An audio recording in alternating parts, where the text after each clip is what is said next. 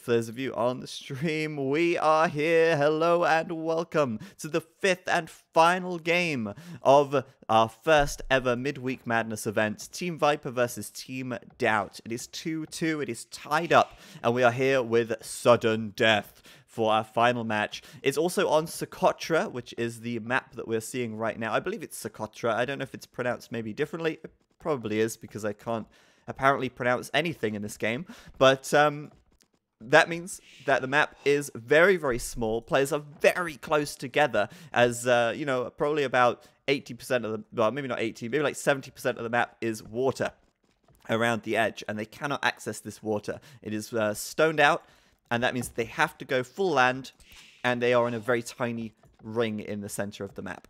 I'm joined once again by Nobody41, and he's going to be casting this final game with me as well. I'm so excited for this game. Sudden Death is absolutely my favorite game mode out of all the game modes. Regicide, King of the Hill. Sudden Death is my favorite. And it's my favorite because it's like Regicide, but it's like so much more high stakes. You can't hide your town centers. Players know where your town centers are. And I just might add that Socotra is the perfect map for Sudden Death because it's so aggressive. It's so close together. We can see players going down just left and right with the rush distance between these players. Absolutely. The rush distance is so short. It's brilliant. But yeah, this is the whole idea of the last game. If it gets to the 5th and final game, I mean, you have to have a sudden death. I think that's just cool. But yeah, this sudden death mode is basically on the AoE HD expansions, and essentially I saw this explained by someone in the chat, and I think it was a very nice explanation. It's like Regicide, but instead of having a king, your town center is the king. You can only make one or have one town center, and if your town center dies, you are eliminated from the game. It's as simple as that. So on this kind of map, on this kind of game mode, what are we expecting to see? We can see anything in this game mode. We can see infantry rushes. Siege monk rushes are pretty good. Petard rushes, like, don't laugh at me. Petard rushes are legitimately one of the most OP strategies you can see in Sudden Death. So do expect to see some Petard rushes. All right, so let's see what we've got for the teams then. For Team Viper, we have got Viper himself, and he is playing in the pocket position for his team. He's in the green as the Goths. To his south, his teammate, the 1600 rookie, is Idafix512. He's playing as the Koreans. And to the north, Viper's second teammate, the intermediate player, or the higher level player, is Andoran, playing as the Byzantines in the yellow. That's Team Viper. They are to the left of the map. On the right side of the map, in the flank position at the far south, we have Doubt playing in the teal as the Magyars. Their pocket player is King Marv. He's playing in the blue as the Malay. And finally, to the north of the map, we have their final player, the intermediate player, is Squeak. Or I guess I wouldn't say I've been calling them intermediate / high level. It's hard to say. I mean, I would say that Squeak is a high level player, but he's not anywhere near the level of Viper, for example. So maybe it's fair to say he's a high-level player and Viper's an expert player, but I think for the sake of ease, it's easy to call Marv, like, beginner, and then Squeak intermediate, and Viper expert. I don't know. What do you think about that?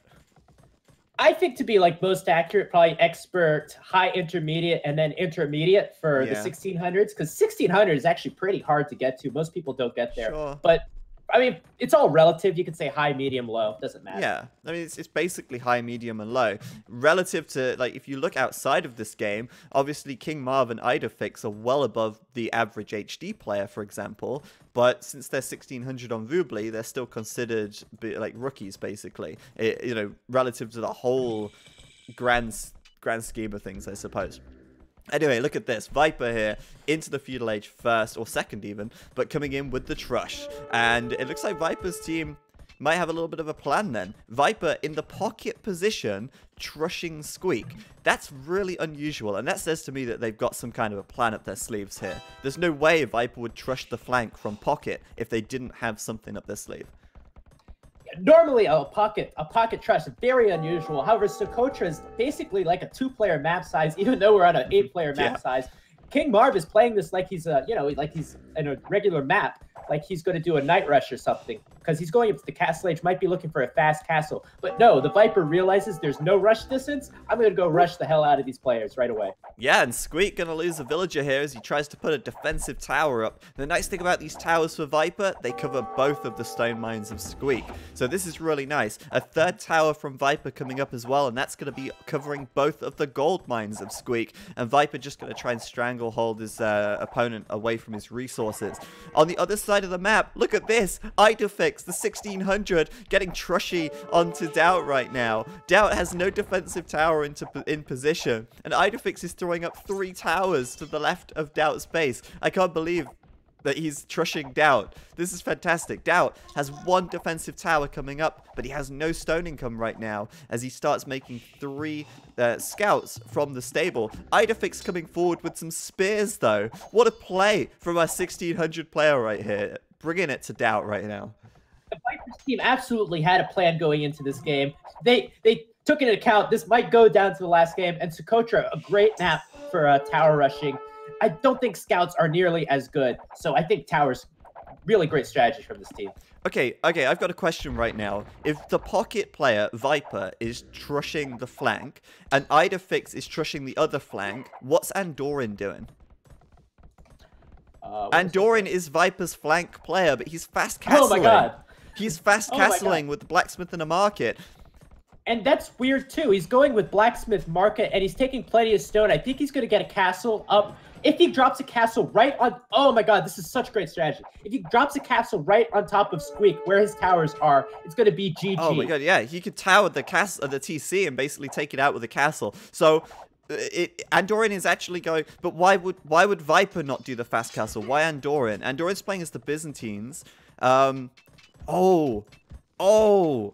Byzantines, cheap Imperial Age.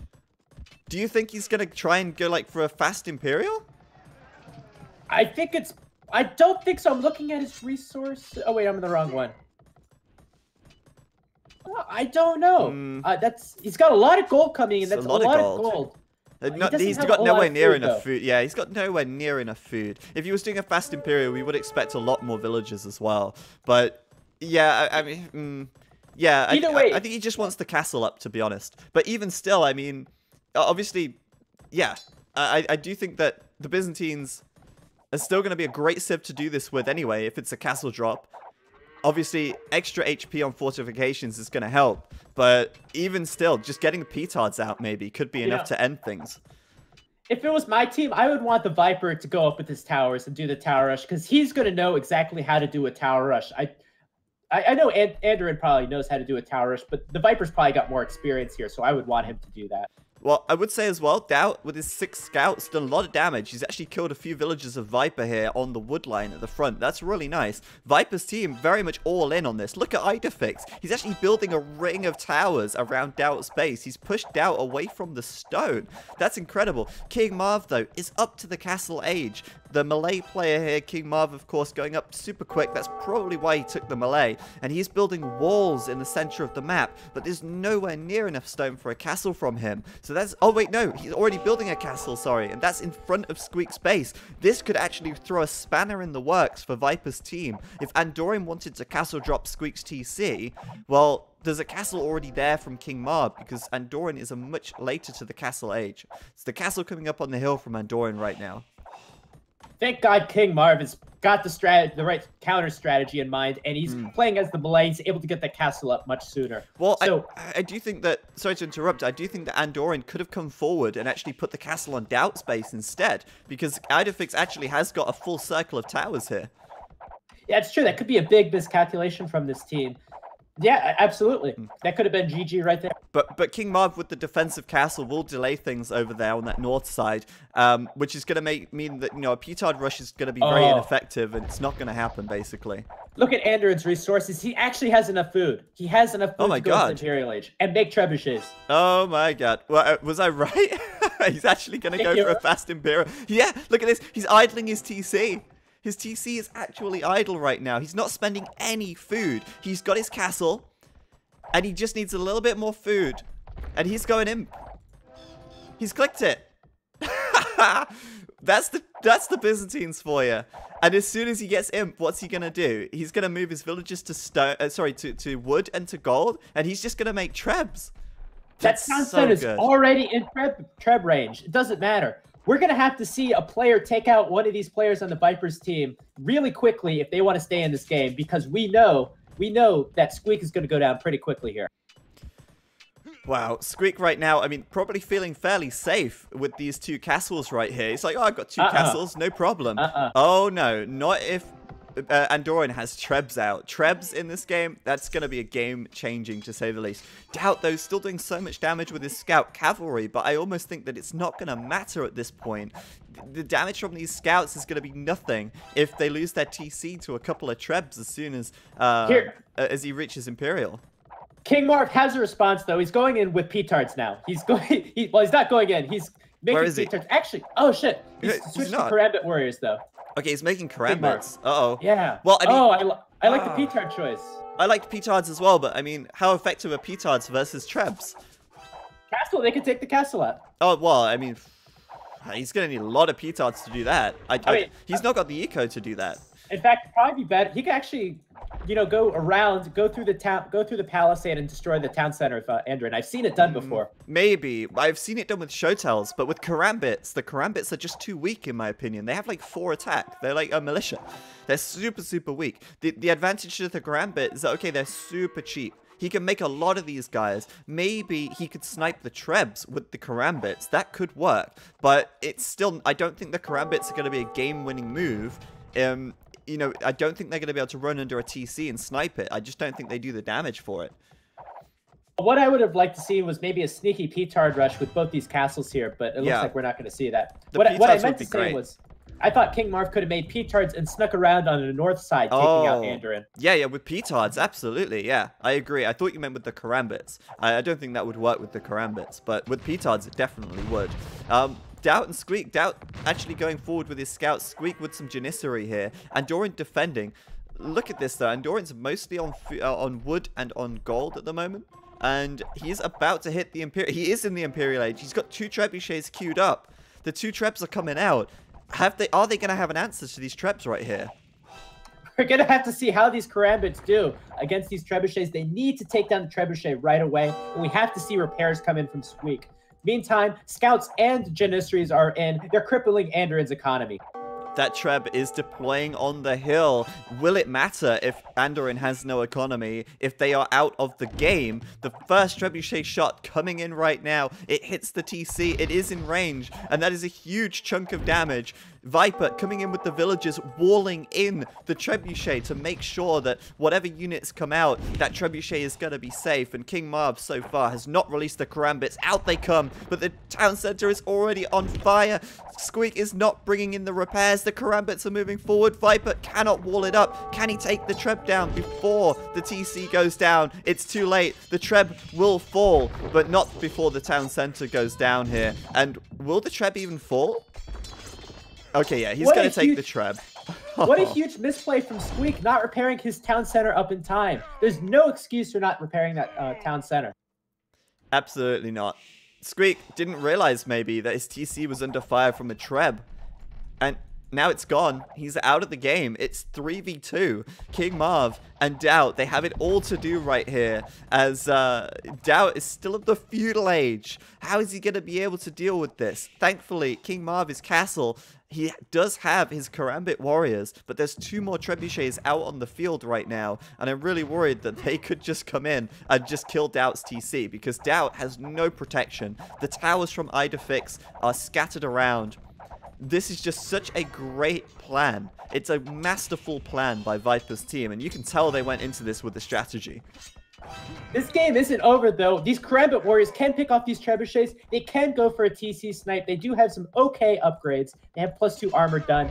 Perhaps if we see a few more upgrades, maybe arsons, they can go in for a town center snipe, maybe on the Viper. Andorian with the Cataphract, though. Oh my god, what a perfect unit, if there ever was one, to deal with Karambits. That one Cataphract took down 4 Karambits and walked out alive. If Andorian makes like 3 Cataphract, he could probably kill this entire army. Like, that's amazing. Cataphract are so good against infantry units like this. They have no attack bonus versus cavalry, and they do so little damage that these Cataphracts are probably just going to clean this army up, no sweat. That's brilliant. Finally, finally, King Marv is coming with some petards. Maybe he's going to go for that sneak. Ooh, yeah. We have to see this team pull off some sort of sneaky move to be able to win this game. Well, you're not going to be able to win it in a straight-up fight. There's a hole in the wall. He just got to get them through. How many does he need to take down a TC? I mean, well, this is a Byzantine TC as well, so it actually has more HP. Might need 6 or 7. He's gonna need, he's gonna need more than the normal amount to take the TC out. So maybe going for, well, he has to go for Andoran. Andoran is the biggest threat right now. If he can petard down his TC before Andoran can deploy his Trebs and take down another town center, that is gonna be great. But the Trebs are moving out. He's got 3 Trebuchets now.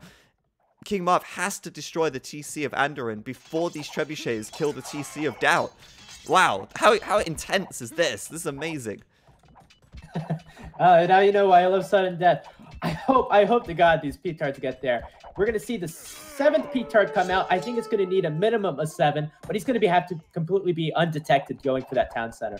Well, not only undetected, but he can't lose anything to the castle either. So he's got to run past the castle. Meanwhile, the trebuchets, they are coming in. Doubt, he can see his doom. Viper coming out with his villagers to repair the trebuchets, to stop them from going down. He's repairing Andoran's trebuchets here as the 3 of them deploy onto Doubt's town center. If they deploy, Doubt is GG. Well, he knows it. He's calling it. Doubt's resigned. Oh, what a shame. Oh, man. Well, it was going to happen. Marv. Well, King Marv is moving out with his petards. The castle, though. Straight past the castle, yeah. The castle's killing the petards before he can get out. And basically, well, I mean, he's going to do his best, but with 5 petards? 4 petards? There's no way that that's going to work. 3 petards. Boom. He took nearly half the HP. But it's not enough. And with that, Viper's team is going to win. I think that's it. I think that was the play. Wow. That was the petard rush. King Marv all alone. There's no one here beside him. Both Doubt and Squeak eliminated. And King Marv's got it all to do. But he didn't have enough petards for the rush, and he's calling GG. There you have it. The sudden death. What a great strategy from Viper. I mean, that's the thing about sudden death. It might be very short, it might be very quick, but it's all about the strategy. Absolutely. That does sound like a terrible, terrible, like, innuendo. What? I wasn't paying attention. Like, I just realized what I said. That, yeah. But anyway, it's all about the strategy, you know? It's about how you use it. we need an innuendo. I think we need an innuendo emote or something like that. That's the one thing we don't have. Yeah. I wonder who put that strat together. The Fast Imperial from the Byzantine player was so smart. And the fact that they, used the pocket player to trush with, that was fantastic. Super good. Would this strategy work on Conquest? Well, it might. But the problem with Conquest is that you can rebuild. You might have 3 TCs by the time that Fast Imperial comes in. This isn't a standard map either. This map is ridiculously small. The map also really works with this game mode because it forces the engagement early. Sudden death. You have to have a small map or like a really open map. If you get players walling up, it's just going to take forever. Yeah, exactly. And in a normal map, it's the whole map. So the rush distance is huge compared to this, where everyone's basically on top of each other.